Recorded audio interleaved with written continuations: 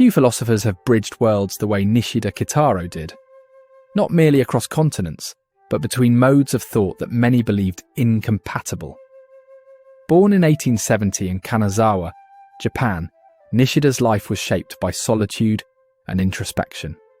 Often unwell as a child, he spent long hours immersed in study while other children played outside. These quiet moments, filled with contemplation rather than conversation, planted the seeds of inquiry that would guide him throughout his life.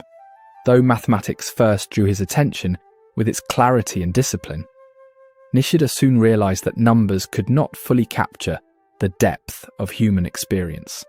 What, he wondered, lies beneath perception? How does one truly know the world, or the self? At the University of Tokyo, Nishida encountered the ideas of Western giants like Kant and James, whose works ignited his philosophical imagination. Yet, as he pored over their writings, he sensed a disconnection between abstract reasoning and lived reality. The intellectual scaffolding they provided seemed incomplete, lacking the richness of immediate felt experience, the kind of insight that Zen practice, so familiar from his own culture, illuminated. Rather than choose between these traditions, Nishida set out to harmonize them.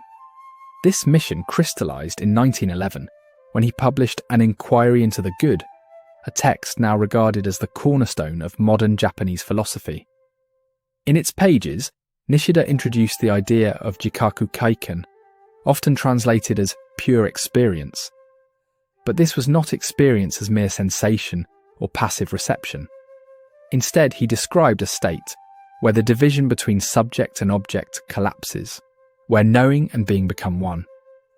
In this moment of immediacy, there is no isolated observer standing apart from the world. There is only undivided experience itself.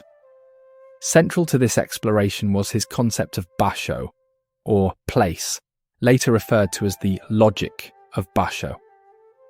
Unlike rigid categorical thinking that divides reality into compartments, Nishida proposed that existence unfolds within dynamic contexts.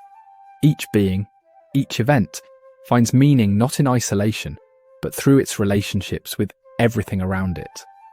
Self and other, thought and action, form and emptiness. These are not opposites in conflict, but interdependent facets of a larger whole. In this view, reality resembles neither a fixed structure nor a chaotic flux.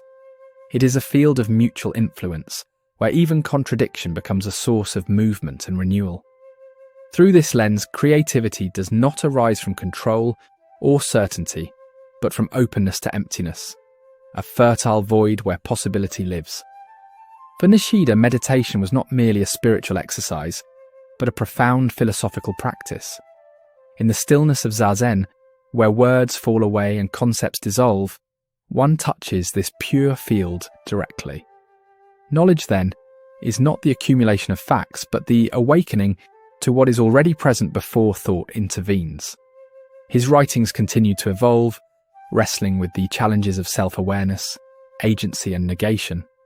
Later works such as The Self-Determination of Nothingness and Fundamental Problems of Philosophy expanded on these themes, grappling with the role of historical existence and ethical responsibility within his broader metaphysical framework. But Nishida's influence did not end on the printed page. His thought became the foundation of the Kyoto School, a circle of philosophers including Tanabe Hajime and Nishitani Keiji, who engaged with his ideas and pushed them into new territories. Together they sparked conversations between Eastern wisdom and Western analysis, forging paths through topics ranging from existentialism to phenomenology.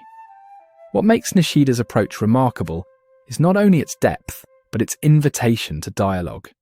In a century scarred by militarism and ideological division, he remained committed to engagement, seeking common language where others saw irreconcilable difference. His philosophy asks us not to retreat into certainty, but to stand within ambiguity, to listen where argument fails. Students and peers alike recall his humble demeanour, a man more interested in questions than in pronouncements. His classroom was not a stage for authority, but a space for shared reflection.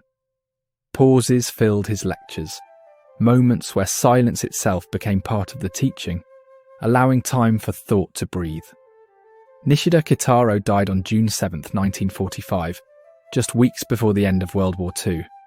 His work endures as a bridge, not between nations, but between ways of seeing the world, a call to remain open, thoughtful, and awake to the unfolding place where we all meet.